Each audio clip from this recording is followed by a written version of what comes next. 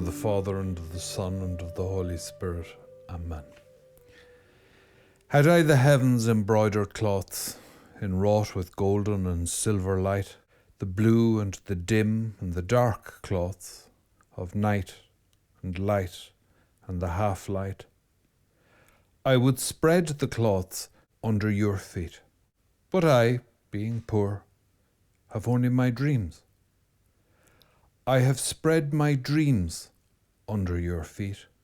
Tread softly, because you tread on my dreams.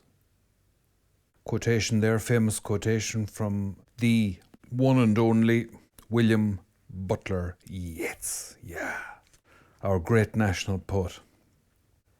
I suppose I said I'd begin with Yeats because I'm going to talk about marriage. And often Catholic lectures on marriage, they can be very dry. Just endless quotations from documents and citations from the scriptures. A friend of mine, in his first assignment, this is about 30 years ago, in a city in the north, he was visiting in a terraced house in quite a poor area. He was the new priest there, and they still had the ethic among the priests of systematic visitation of houses, something that's become practically obsolete now. He was sitting in one house, having his umpteenth cup of tea and biscuit of the day, and he was talking politely with the woman of the house, who was extremely friendly and welcoming and warm.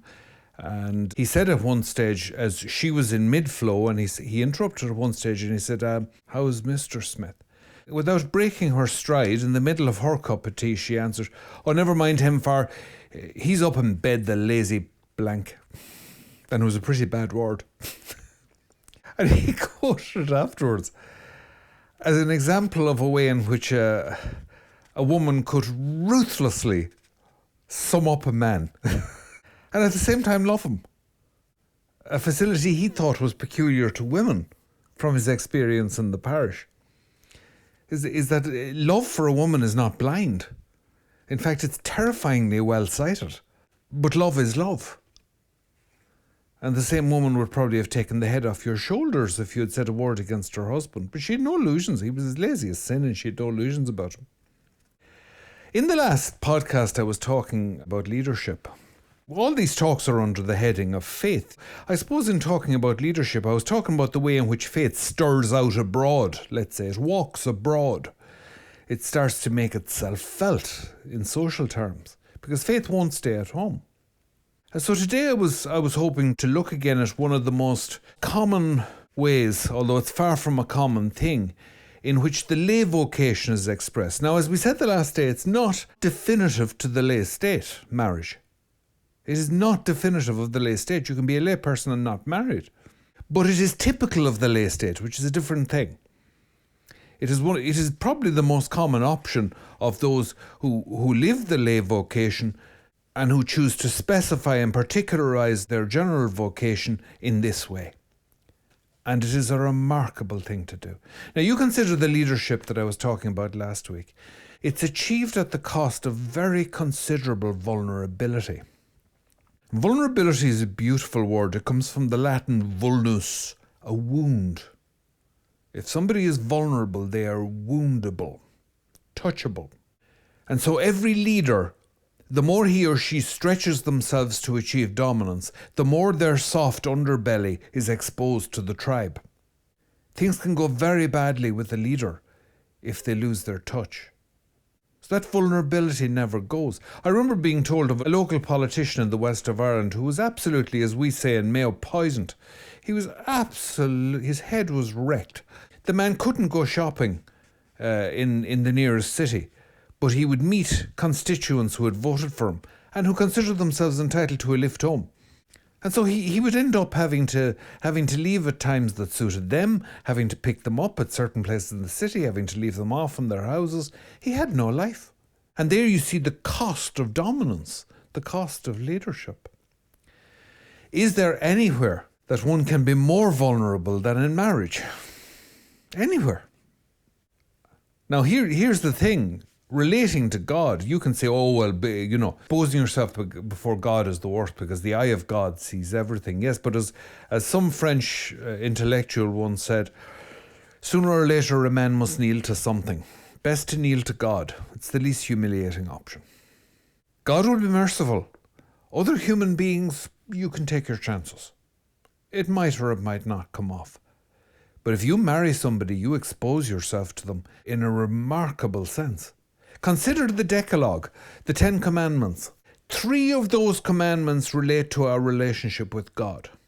The remaining 7 are social. There are 7 that deal with how we deal with other human beings. Dealing with God, difficult as it may be, is easy compared to dealing with other human beings. Chesterton, as Chesterton always was, Chesterton was very entertaining on this and on marriage, on this whole thing of people relating to one another. In his day, it was very popular to go on safari to Africa. The empire was still there, and it was a popular thing for wealthy people. And he commented he didn't know for the life of him why people bothered going on safari for adventure. He said, I can never figure out why people say they're going to Africa for adventure. He said, going to Africa for adventure is ridiculous. If you want adventure, jump the fence and trample your neighbour's roses. Or he said, start an argument with the maid about religion. And that was a sly dig, because a lot of the maids in London at the time would almost certainly have been Irish, and they were Catholics. A lot of their employers were Protestants. So he was stirring the pot there a bit. He was being very mischievous. Start an argument with the maid about religion. And how many borders are you crossing there in late Victorian or Edwardian society at the time? The unknowability of other people. And in marriage, you take on one of these unknowable mysteries and you spread your dreams in front of their feet. And if you want to see how that can go wrong, check the divorce courts any day you want and watch the dreams get trampled on. I never officiate at a wedding. And remember this is crucial. In a Catholic wedding, and you can do a Catholic wedding in about 5 minutes. It's much longer because we've made a longer liturgy of it, and also we've added in the nuptial mass. Our ancestors would not have had a nuptial mass. They couldn't have afforded it. They'd have had very brief weddings. It is the couple who confer the sacrament on each other. The priest does not confer that sacrament. For validity, he must be present, or a deacon or a bishop. But he does not confer the sacrament. They confer it on each other. You remember the time the referendum here in Ireland on marriage, where they wanted to amend the constitution so that it would be possible for gay people to marry or to enter a contract which would be called marriage. And at the time, a friend of mine made the joke, I think it was going around, he said, let them marry, let them have it, let them be just as unhappy as the rest of us. And it was a good joke. He was happily married. I don't know how many jokes there are about marriage, one better than the next. The more jokes you see about something, the more absolutely crucial to life it is. People joke about it more because of its greatness. Sex, politics and religion. The topics that could not be discussed in polite society at the table because they always caused a row. But the very grist to the mill of the comedian. The ordinary life, insofar as it's remotely ordinary, of marriage. I am in awe when I officiate at a marriage. I am in awe when somebody takes their dreams, their whole person, and they spread it at the feet of somebody else. And they confect, as we say, they confect the sacrament. They make the marriage in the juridic act by the exchange of consent. I do. That'll do it. In answer to the question, I do. And in one sweep, they have whipped off the magnificent cloak they were wearing of all their dreams, their experiences, their hopes, all the quirks of their personality, all their individuality and uniqueness. They have swept it off their shoulders and thrown it in the puddle at the feet of their beloved, so that their feet will not be wet. That is what they have done. What a magnificent thing to do. What a crazy thing to do. It's true for some of the cynics. People who get married are a bit touched. They should be certified they're crazy. They're cracked. They're nuts. Only crazy people do stuff like this. Only mad lunatics do stuff like this. Because what the state calls marriage now is anyone's guess. At this stage. Well, certainly into the future, because legal precedents have been created which will be unstoppable. I don't know why the state bothers to involve itself at all in marriage. Everyone is always telling me the church should get out of marriage. Why should we get out of marriage? We actually believe in it. Let the state get out of marriage. Because the state doesn't know at this stage what it's doing there. It's not giving any decent preferential tax arrangements to married couples. It's not really making it hugely attractive for people to marry. It doesn't allow that this has a major role to play anymore. Let it go. Let the state get out of it. And let marriage become a genuinely private thing if that's what they want. And then Catholics will have Catholic marriage, will have holy matrimony. The Church did not invent marriage. It is of the natural law. It regulates it for its members. There is no more beautiful way, in some ways. Well, there are very few more beautiful ways. Probably only one, the priesthood. And that's not to down marriage. That's just because the priesthood is just incredible. It is an incredible way. One of the supreme ways of following our dust-covered carpenter from Nazareth. And marriage will take you through Galilee. It will take you through triumph. In marriage you will enter Jerusalem on the back of a donkey with people shouting Hosanna and waving palm fronds. Marriage will take you before Pilate. Marriage will take you to Golgotha. Marriage will take you to the cross. Marriage will take you to the tomb and the resurrection. To commit your life to somebody like that, to leave yourself vulnerable to somebody like that, it takes you right into the heart of what it is to be a created being, to be a follower of God, a follower of Jesus Christ, to be redeemed and adopted into the life of the Trinity.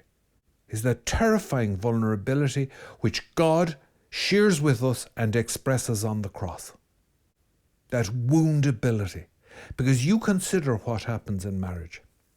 Tom Wolfe, the American writer, in his book The Bonfire of the Vanities. Now, you may find this a bit repulsive, but it's a very sharp story. But he tells a story of this couple at marriage counselling. It's back in the 80s. And there was a fad at the time, you tell everyone exactly what you think of them. And of course, if we start telling everybody that, the result will be social chaos.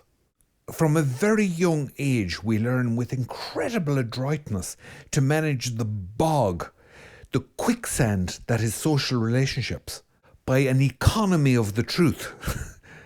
So, I don't know, your wife gets a new hat and you think it looks like a badger's backside in a high wind, but that's not what you say to her, because that's a way to end up in accident and emergency. So that's not what you say to her. You present the truth in a more beautiful way. I'm not saying you lie. Your husband, he does something, around the house and that he thinks is incredibly useful, and he's made a complete hash of it, and if he had called the plumber or the carpenter, as you suggested, would be much better, but he is your husband. You love him most of the time. So you don't tell him that he's made a hash of it, and so on. We manage each other all the time. We manage the truth. The truth is a knife. The truth is a samurai sword. The truth would cut a butterfly in two if it landed on it. The truth is terrifying. So people say, oh no, don't be afraid, tell the truth. What the hell are you talking about? Don't be afraid, tell the truth. Be very afraid and still tell the truth. Have some respect for goodness sake. Do you know anything about life? The truth is frequently terrifying. And so one of the great skills is not to lie and yet be careful with it. You're handling nitroglycerine. That's why it's so dangerous when people have a few on them. They get tanked up, they have a few on them. And all this drinking at home it used to happen in Ireland, and now it has become fashionable. It makes family life so dangerous because, again, in marriage you leave yourself so vulnerable. And where, as usual, I've forgotten my story, Tom Wolfe. He tells the story about the couple at marriage counselling. So you tell the truth, right? You tell absolutely. So he has to tell something about her that really annoys him. And she has to tell something about him that really annoys him. So at this stage, both of them are quite hurt. So, this is a really dangerous thing to do. I don't think they do this kind of thing anymore. I don't know. But it's deadly. So she says to the husband, well, she said, oh, this is pure genius. Well, she said, one thing that has annoyed me about you all the time we've been married is you're a very stylish man, you're very well dressed, all the rest of it, but, when you go to the loo, I don't think you know how to clean yourself properly. And sometimes there's a bit of a smell. It's dead silence. And he thinks, I've been there at those receptions. He's a very wealthy businessman.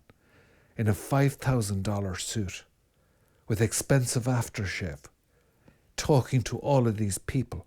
And she's telling me I smelled of poo. Now what's he going to do? This is the chapter of faults. He's going to come up with something that will wound even worse. And how can they do this? Because they have shared their life intimately. Now, as a celibate looking in, I am in awe of this. You marry somebody, you share your life with them. They come to know all your foibles. They come to know the way your face works. They come to be able to read your face. You can't even lie decently. I don't know, do you remember that film, The War of the Roses, with Michael Douglas?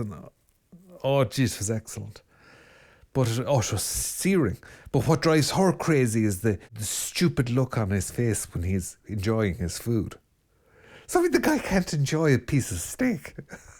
And she's seeing this.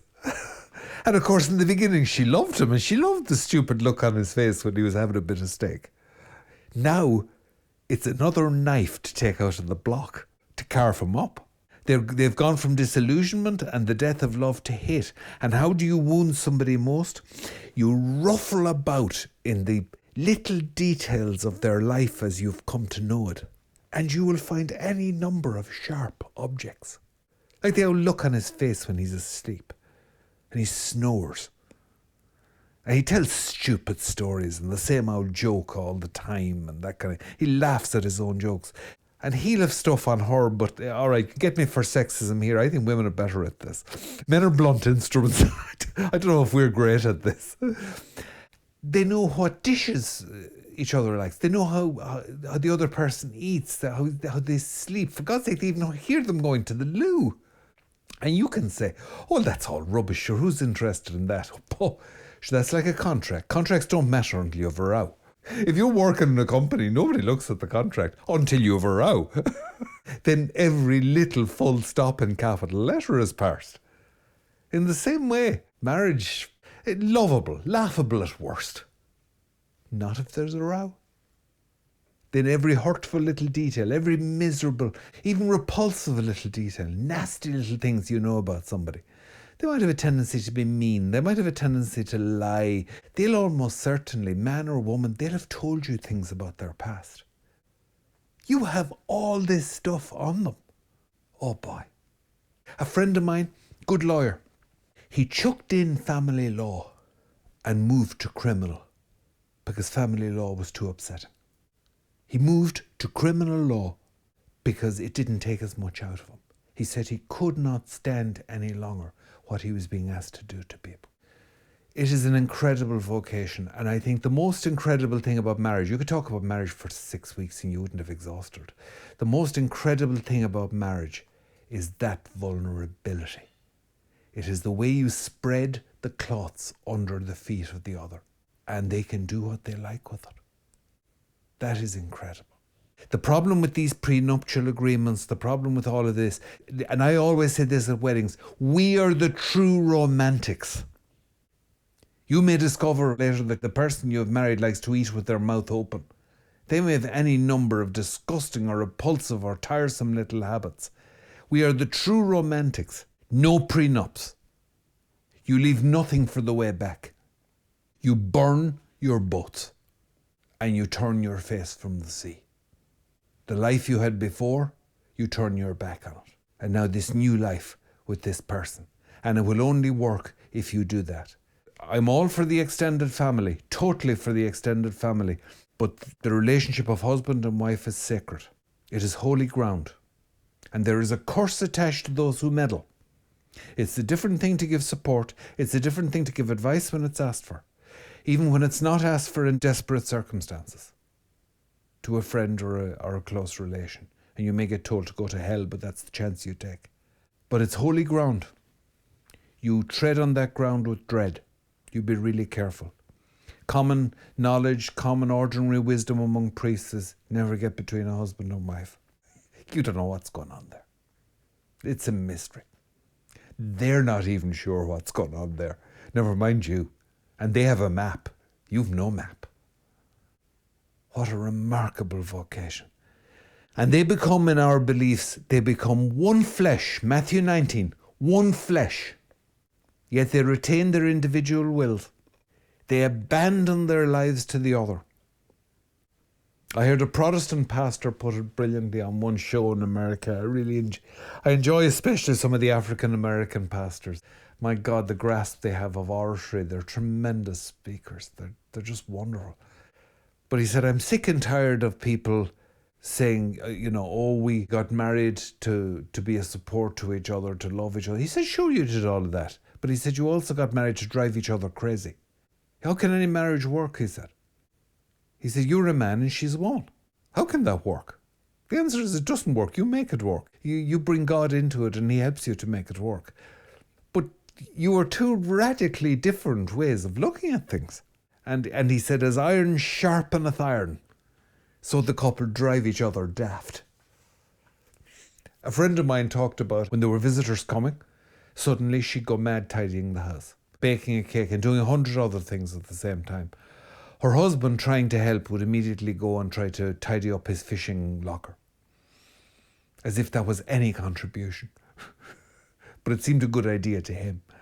It's this difference that marriage brings together. And here we come to a very, very contentious point. The scandal of marriage partakes of the scandal of Christianity. It is the scandal of particularity. It is that God created a concrete universe. He created a concrete world. He created everything that lives on this world.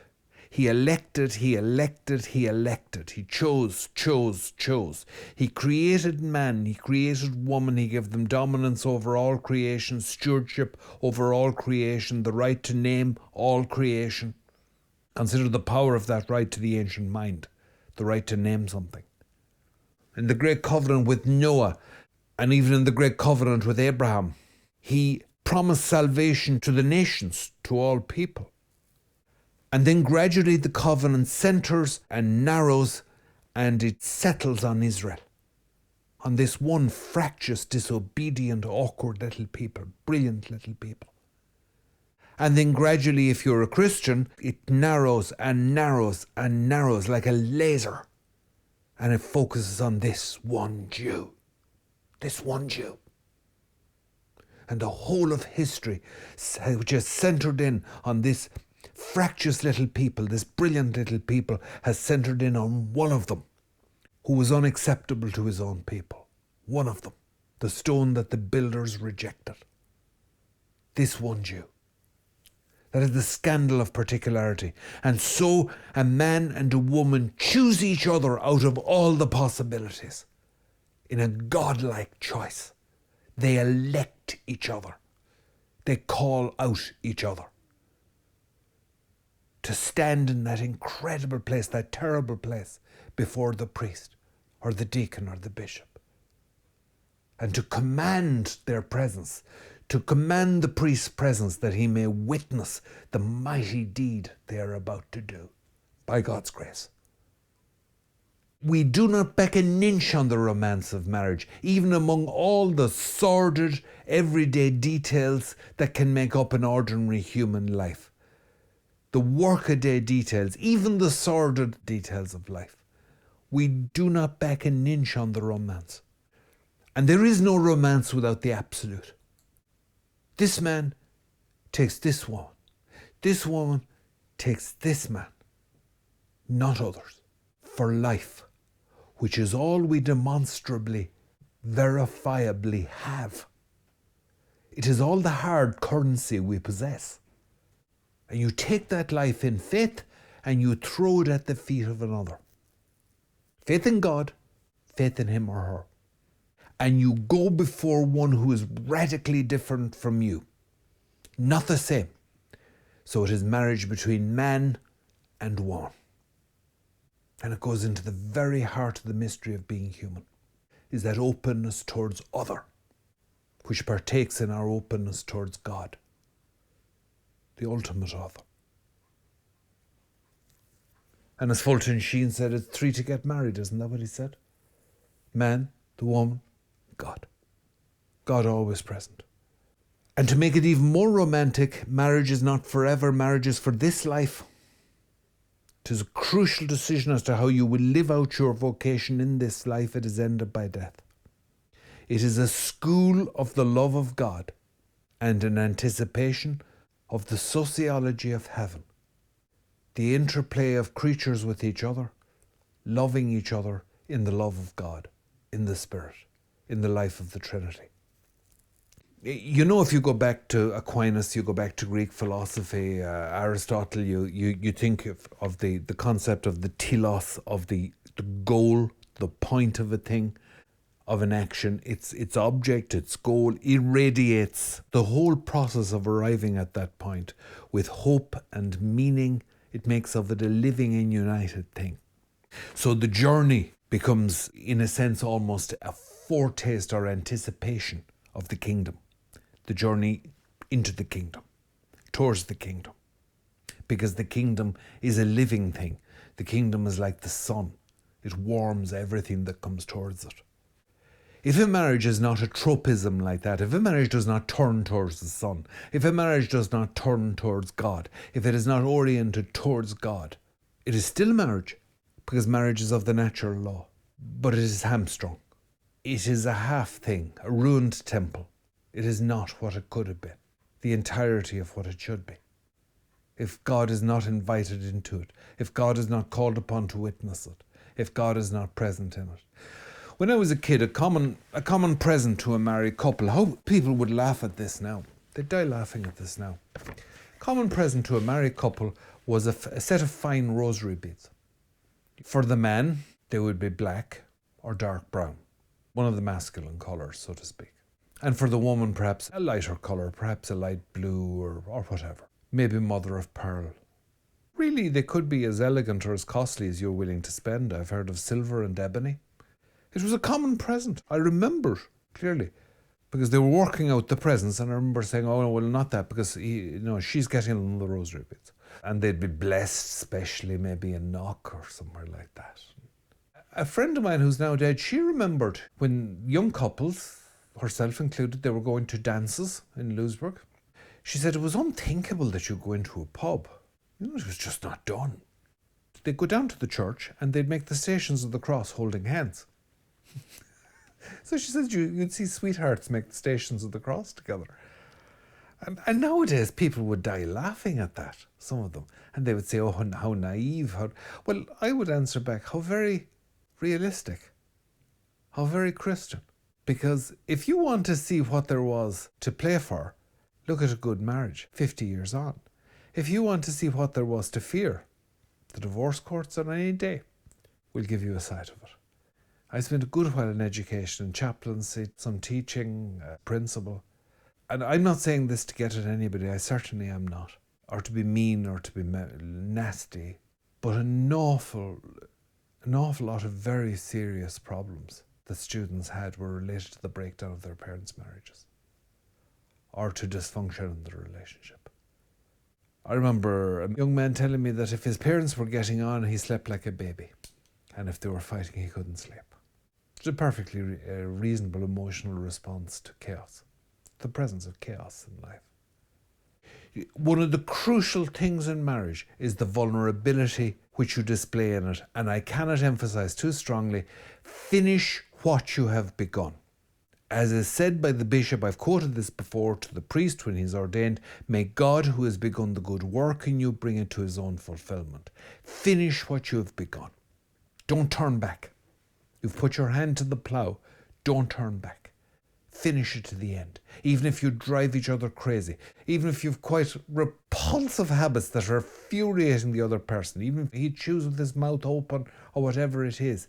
I remember one evening on a bus seeing a woman, she was on the phone and she was conducting the conversation. It could be heard by the entire bus. And her husband was sitting beside her and he was clearly mortified. And it was a quirk of personality she had never addressed, and maybe he hadn't the courage to say it to her. But her entire conversation was entertaining the bus. And her conversation was about their attendance at their son's graduation that day. And he had to sit there while the entire bus listened to this. Marriage is no joke. You think the stuff I'm talking about, they're small and they're petty and they're repulsive. We live our lives in a mosaic of details. That stuff can drive you cracked. It can slowly drive you mad. It's like Chinese water torture. Remember Therese of Lisieux? What was one of the things that drove her cracked? It was that old nun who had the big bicycle chain of her rosary beads, and she was rattling it off the stalls because she was very devout, as she said her rosary. But Therese put up with it. Now you have to decide in a marriage whether you should put up with it, whether you should correct it, whether you should bring it to somebody's attention, or whether it will cause too much harm. It could be something quite small and it could be devastating. Remember your man in the Tom Wolfe story? In one stroke, she has ruined every memory he has of every party he ever attended. Genius. Absolute emotional genius. She's absolutely wounded the guy with just one sordid little detail of life. This is the kind of power you get in marriage. And it's the kind of vulnerability you display. Your power comes from the vulnerability of the other. So on the one hand, two people in marriage are tremendously vulnerable and tremendously powerful at one and the same time. A few years of marriage will give them that kind of power. It's a remarkable vocation. I quote St. Augustine. What are we looking forward to? What's the point of this? Where are we going? This sharing of these details of life. We are going forward to what Augustine called the city of God. De Civitate Dei, concerning the city of God, one of his great works. This is quoted in the Catechism. There we shall rest and see, we shall see and love, we shall love and praise. Behold what will be at the end without end. For what other end do we have, if not to reach the kingdom which has no end, unlike marriage? Now, the Church has always traditionally talked about the goods of marriage. And I mean good in the sense, the legal sense of a bonum in Roman law, a good, like a piece of property or land. What are the goods of marriage? Well, Augustine lists three of them. And traditionally, Augustine's listing was very prestigious. Permanence, fidelity, and what he called the bonum prolis. Comes up a lot in canon law and church law. The bonum prolis, the good of offspring. Good of children. The first one is permanence. It's the romance. This is for good. This is for life. When we say for good, we mean for life. This is for good. Only God can say beyond that. We can say, I want to be with God forever, but we don't get to commit in that sense without God's help. This is for good. This is for life. Fidelity. It's exclusive. Now that's huge, because you consider you may have fallen hopelessly in love with that girl. You may have fallen madly in love with that young man, and they were beautiful or handsome and they were in the full of the thing. What if they lose their health? What if they lose their looks? What if they become decrepit? What if they become disgusting? Now, I've seen people stick by each other through thick and thin right to the end. I've seen people get rid of the other because they can't take it. Simply can't take it anymore.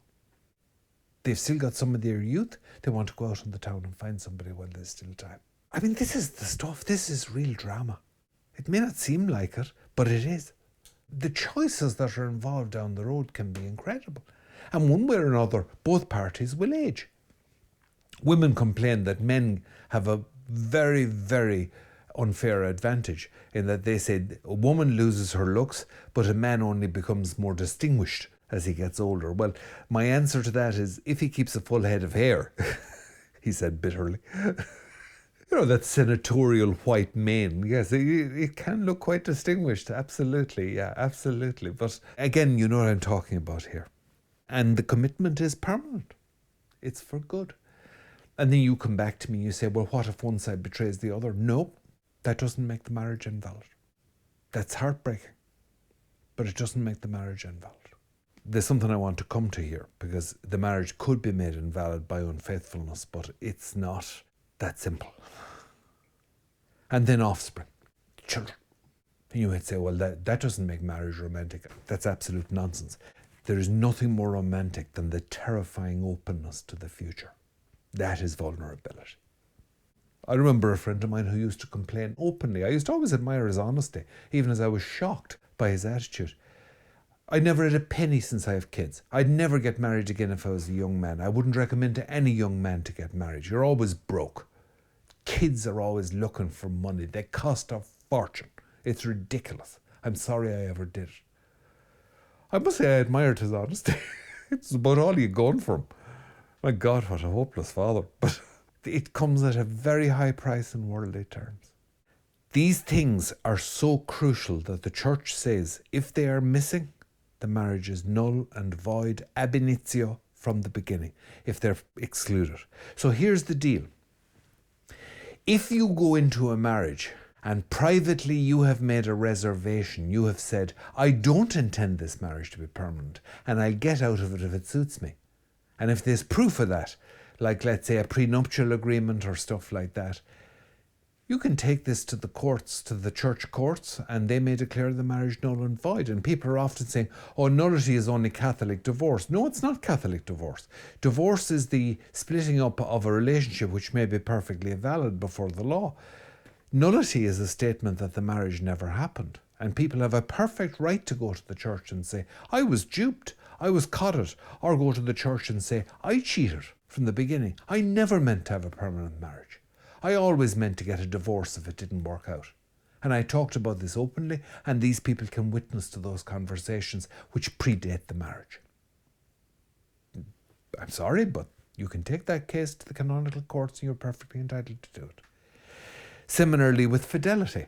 You can say, I never meant to be faithful. I played the field and I meant to keep playing the field. And I always meant to.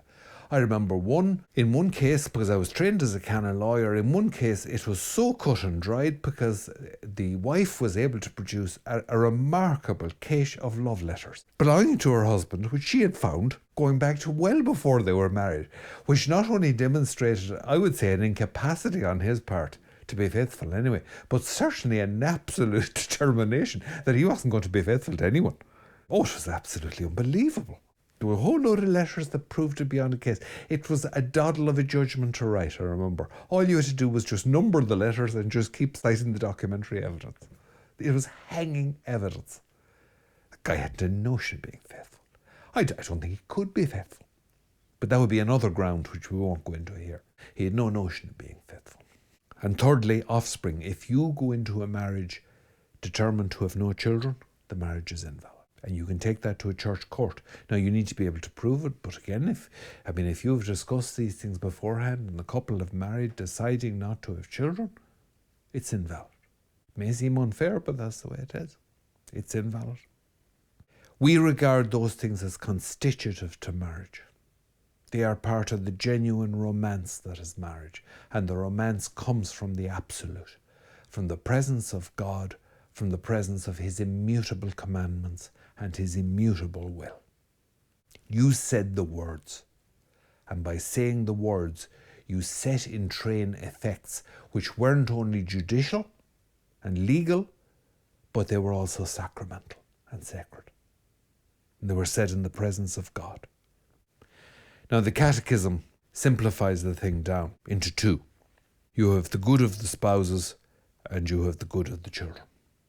The good of the spouses basically will take in permanence and fidelity, but also more, because it takes account more of modern psychology and all that. I mean, if you go into marriage determined to treat somebody else like dirt, the marriage may be null, if that can be proven. And often it can be proven. Somebody who goes into a marriage, going to treat somebody like that, generally has a catalogue of relationships in which they've done that. I mean, it is genuinely frightening what people do to each other. John B. Cain isn't a great writer, although I always say greatness flashes out of his writing. There is greatness in his writing. He has a scene, I think it could be Letters of an Irish Matchmaker, in which the couple are sitting either side of the fire, and one of them says to the other, and there's a storm and rain outside, and the cottage is cosy and warm, and they're sitting either side of the fire, and one of them says to the other, isn't it grand for us? And I think that probably sums up the good of the spouses. Isn't it grand for us? That feeling of well-being, of contentment, of love, of a shared life, of a shared fire. Very primitive stuff there. A shared fire. I was told by an Achill man once, although I don't think this is peculiar to Achill, he thought it was. Maybe it is. is that an ACL proposal of marriage. Have you heard of this? An ACL proposal of marriage. Would you like to be buried with my people? Now that's literal. Again, when I was a small boy when I was serving funerals, you were standing there at the graveside, the coffin was lowered down, and bags of bones were lowered down beside the coffin. They had taken up the bones of everyone who was there before, and they put them down with the new coffin. You were buried literally with a people. I remember looking across as the canon was reading the prayers, looking across and seeing a jawbone, complete with teeth, sticking out of the earth, which they'd missed. It was like something out of Shakespeare, like. And you'd see it at country churchyards right through these islands, I'd say. People didn't turn a hair. That was part of life. Would you like to be buried with my people? That sharing of the basics of fire and water, with the implied sharing of secrets, sharing of lives, that creates such power and such strength that it can warm the children right into their own adulthood, their own parenting, or the damage from it can spread. It is absolutely crucial what happens in a marriage. It is an anticipation, as I've said before, of the sociology of heaven, of the heavenly city of the New Jerusalem. It is a school of love. And love is not something airy-fairy. Go way out of that. Love's not airy-fairy when it means you end up taking the person that was so dashing and so beautiful and so attractive, so erotically attractive when you married them, and you end up having to help them onto the toilet and wipe their backside and put them to bed. I'm sorry for going into the details, but either we name this or we back from it. Either we're afraid of life or we just take it. We take it as it is. Don't go on to me about love if you're not willing to drain the cup to the dregs. And remember that image that our Lord Jesus Christ used of draining the cup to the dregs. People in those days had their own wine. It was homemade wine.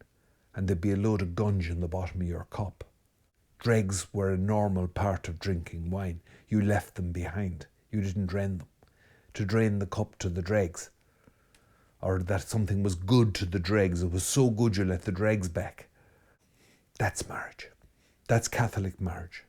I'm sorry, I'm not going to go on even about marriage anymore. I'm going to say Catholic marriage. I'm not going to go on about Christian marriage either, because I'm sorry, there's huge variety there, and some of our separated brothers and sisters they've sold the pass. Some of them haven't. My goodness, they haven't. They've put up a better fight than we have, but some of them have just sold the pass. A valid marriage, if it's valid, no force or fear, no deception, no fraud, right? If it's a genuine thing, if it's Catholic marriage between two couple, it is for life. It is between man and woman. Here we have the scandal of particularity, like God choosing Israel, like God sending Jesus, this one Jew. So it is between man and woman, those two concrete and real different others, ways of expressing life, and it is this man, this woman, for life. That makes it incredibly, incredibly romantic. As I said, I never officiated a wedding without awe. I feel I'm standing in a terrible place before the mystery when I officiate at a wedding. And when I basically see two people leave themselves without skin in each other's presence. Talk about having skin in the game. Without skin, that raw, in each other's presence.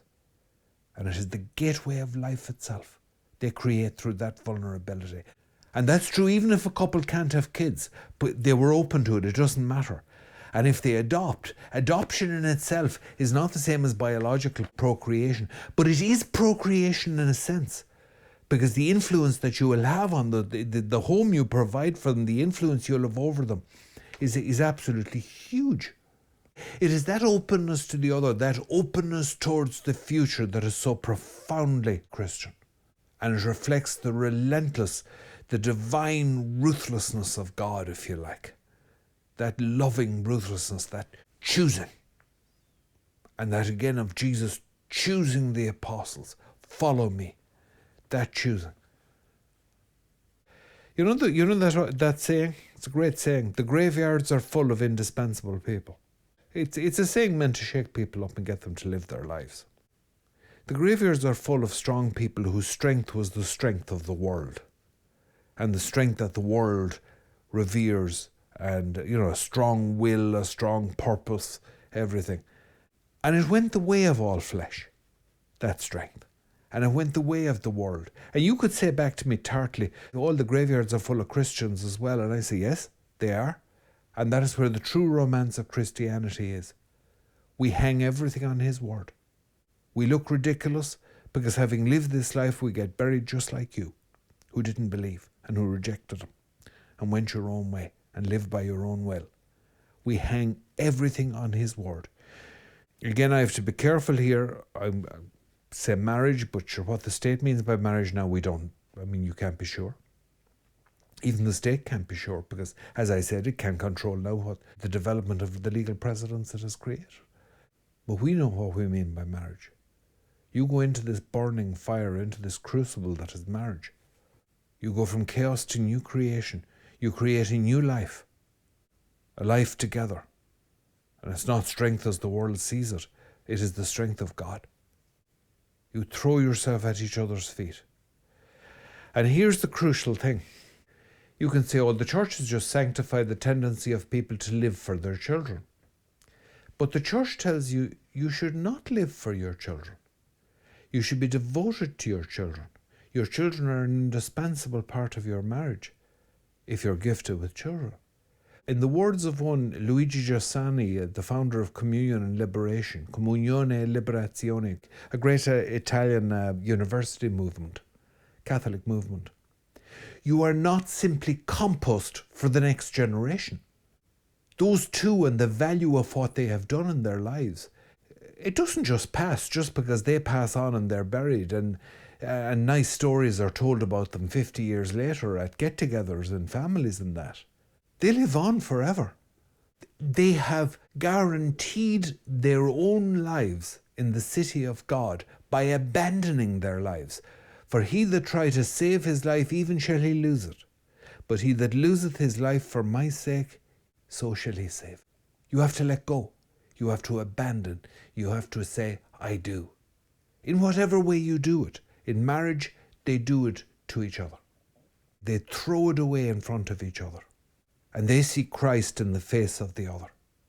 And so a Christian graveyard is full of people who threw their lives away. The greatest thing that you can say about a Catholic marriage is you could have done better, Because you could have done better. Isn't that the very romance of election? There were so many fish in the sea. And how do you know you couldn't have done better? You don't know. Not for certain, not absolutely. You trust. You make an act of faith. You have faith in God, and now you make an act of faith in this person, because the Catholic is a faith terminator, a faith machine, a faith ninja. It's what you do brilliantly. You become more skilled and more skilled at it, more skilled at doing ridiculous things and throwing your life away in 100 brilliant ways. That's what we do. A Catholic graveyard with all those Celtic crosses and those crosses on them of varying degrees of tastefulness. What does that say? It says, here are people who wasted their lives for Christ, who were crazy enough to believe his word, who give up their lives, imperfectly, but give up their lives for him and abandon themselves to magnificent failed efforts to love perfectly. Because humanly by nature we will fail. It's grace perfects nature. God has to come into it or we'll make a complete hash of it. No, you're not simply compost for the next generation. Your kids, for whom you made so many sacrifices, for whom you lived, are no less important than you and no more. There's plenty of room in God's house. What better thing can you be told at a table? Well, here I speak as a man because women are more civilized and petite. But what better thing can you be told at a table than eat up, there's plenty? Isn't that a magnificent thing to be told at a table? Dog in. Wire into that. Let at it. Attack. There's plenty more where that came from. Okay? We love to see it eaten. That's the table of God. That's the house of God. I think it was it Thoreau, the American writer, who said that his ideal of a house was like a Viking longhouse. You know the way the Vikings had these longhouses where a whole load of families would be in together. Apparently some Indian tribes do it as well in South America and places. And there's this one long fire going the full length of the longhouse, and various families have their own places at them. The Viking word for an adolescent was a cinder roller, because the teenagers were always just lolling around, doing nothing and bored with life and giving out and complaining, lying in the cinders of the fire, talking to each other when they should be doing something useful. Teenagers were cinder rollers. And Thoreau said that was his house. That's the house I'd like to have. Open house. He said, I'd love to have this huge, long table and this huge fire and everyone passing to just come in and an endless racket going on and people laughing and talking and eating and drinking. What a magnificent vision. My vision, again, for the great marriage house, my vision of it would be Mr. Badger's house in the Wild Wood, in The Wind and the Willows. Do you remember that? And the flitches of bacon hanging from the rafters, and the smell of the fry coming from the great cast iron frying pan on the fire, and so on and so on. I mean, for that image of home and safety and all good things, and for real value, for added value, a good storm brewing up outside. When I come across a ruined house, and you see them often in the west of Ireland, and I stand at the hearth, I'm overcome with melancholy and sadness at the thought of how that was the centre of the world. I think Hugh Leonard has that phrase in his play Da, about the one single light out of their little cottage in Dalkey. It was the centre of the world. It was the light that was the compass by which he oriented his journey home in the evening. The sight of that light in the cottage window. That is what you do when you marry. You create a world you're like God. And why wouldn't you be? Aren't you made in his image and likeness? You're cut off the old block. You can't stop creating. You're creative by your nature. You create a centre of the world. That hearth, that home, that place in which people are welcome. And I'm saying to you here this evening, if you're getting ready to marry, if you're coming up for marriage, you look at this amazing adventure you are about to undertake. For goodness sake, don't try to do it on your own. This comes from God. It can only be done with God. But if you do it with God, it will be, in the words of Green Day's song, something unpredictable. But in the end, it's right. I hope you have the time of your life. Spread your dreams before her. Spread your dreams before him. Take a chance. In the name of the Father, and of the Son, and of the Holy Spirit. Amen.